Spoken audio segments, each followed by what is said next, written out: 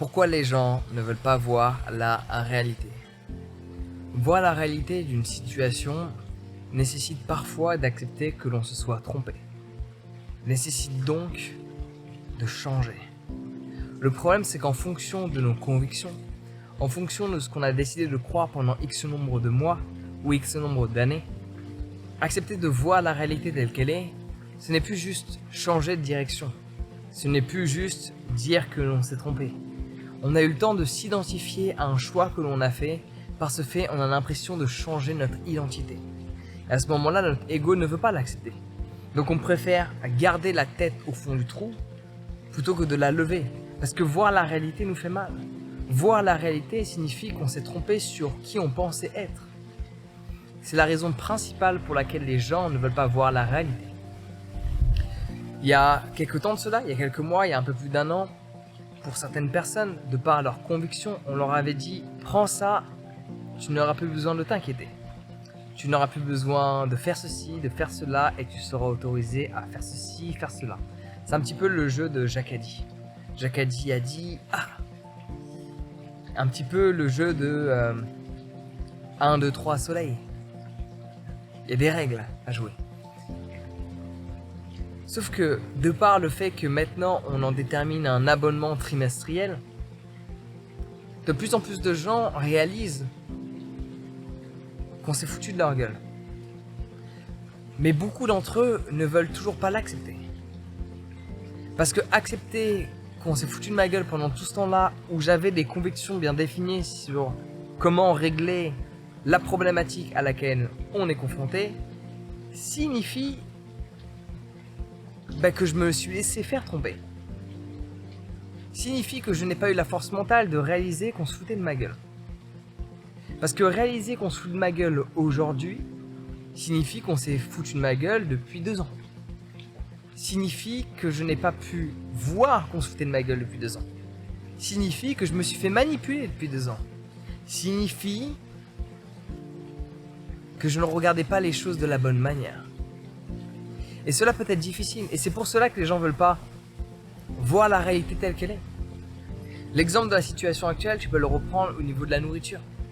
Si les gens, à chaque fois qu'ils mangeaient, tu leur montrais de comment les choses sont faites, si tu leur demandais de faire ce qui a été nécessaire de faire pour que cela arrive dans leur assiette, 99% des gens de cette planète ne le feraient pas. Le problème, c'est que les gens ne veulent pas voir la réalité, parce que au fond d'eux, ils ont conscience de cette réalité.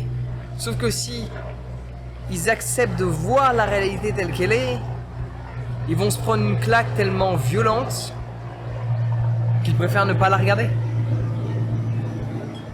C'est plus simple de regarder là-bas et de voir à quel point cela correspond à ce que je pense, plutôt que de regarder la réalité qui est là et de me dire putain, il va falloir que je change tout ce que je pense.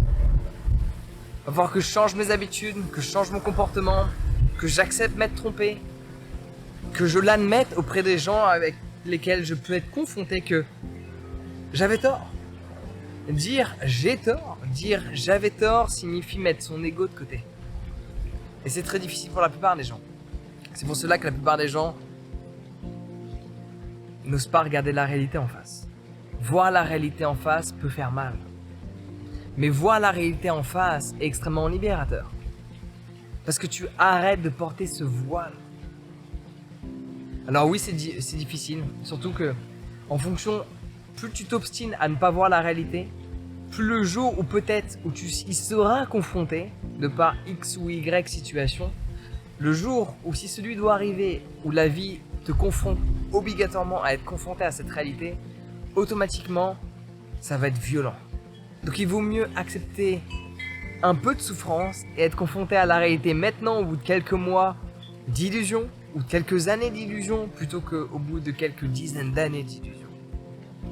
Alors bien sûr, pour le coup, je fais allusion à la situation actuelle où de plus en plus de personnes réalisent qu'on se fout de leur gueule parce qu'on leur avait dit certaines choses, promis certaines choses, on leur avait montré certaines études de certaines choses et tout s'avère être faux. Quand ils réalisent que des sociétés qui leur vendent des trucs ont été, comment dire ça, sans trop rentrer dans les détails, à toi de faire tes propres recherches, mais ont été pas contraintes, si contraintes de payer des amendes de par falsification de données, de par ceci, de par cela. Mais vu que la personne, de par ses propres choix, n'a pas envie de croire à cette réalité, parce que ça signifie que elle a pris la décision de se mettre dans une position où elle risque d'avoir des conséquences, cette personne préfère ne pas voir la réalité. Parce que parfois, voir la réalité signifie que tu n'as pas de chemin arrière possible. Parfois, quand on voit la réalité, telle que, notamment avec l'alimentation, et tu réalises que tu mangeais pas de la meilleure manière qui soit en tant qu'être humain, tu peux changer. Et il n'est pour beaucoup de personnes pas trop tard pour changer. Par contre, en fonction des choix que tu as pu faire, toute situation n'est pas irréversible. Et de par cette irréversibilité, si on pouvait dire ça comme ça, voir la réalité est trop dur. Voilà pourquoi les gens ne préfèrent pas regarder la réalité. Parce qu'il faut y être confronté. Et après, on est confronté à se changer. Et ça, on le sait. Les gens changent de par le fait qu'on les contraint à changer. Non pas de par le fait qu'ils l'ont décidé. Churchill le disait. C'est mieux de prendre le changement par la main, parce que si tu ne le fais pas, il te prendra par la gorge. Donc, ose voir la réalité. Ose voir et ose t'informer de choses qui sont contradictoires avec ce que tu penses. Et cela est valable dans quels que soient les cas de figure. Quelles que soient tes convictions, va toujours rechercher des informations qui contredisent tes convictions. Parce que si tu ne le fais pas, tu peux t'enterrer dans une illusion que tu considères comme une réalité. Et c'est uniquement en allant chercher les sujets, les informations qui sont à l'opposé de ta réalité que peut-être tu pourras à un moment donné réaliser que ce que tu considérais comme étant être vrai n'était qu'une illusion. Parce que c'est très rare qu'on change d'avis plusieurs fois sur une même situation. Généralement, quand on en arrive à un certain stade d'information, qu'on a toutes les informations devant nous, des informations que l'on accepte, des informations que l'on n'accepte pas, des informations qu'on aime bien, des informations qu'on n'aime pas, des informations qui vont dans notre sens, des informations qui ne vont pas dans notre sens, mais qu'on a l'ensemble des informations. Des informations qui nous permettent de ne pas changer, d'autres qui nous permettent de changer, d'autres qui nous obligent à changer, d'autres qui nous confortent dans la situation dans laquelle on est. Et qu'on accepte toutes ces informations, et qu'on les traite avec neutralité, et qu'on réalise qu'il y a plus d'aspects négatifs à croire quelque chose qu'à ne pas croire quelque chose, on peut découvrir quelle est la réalité.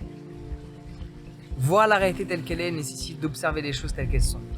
Non pas telles qu'on veut qu'elles soient, mais telles qu'elles sont. D'où l'intérêt de méditer.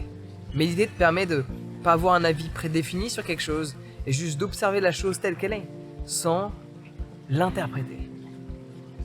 Observer les faits. Poser les faits sur papier, tels que des exercices dans le développement personnel qui fonctionnent.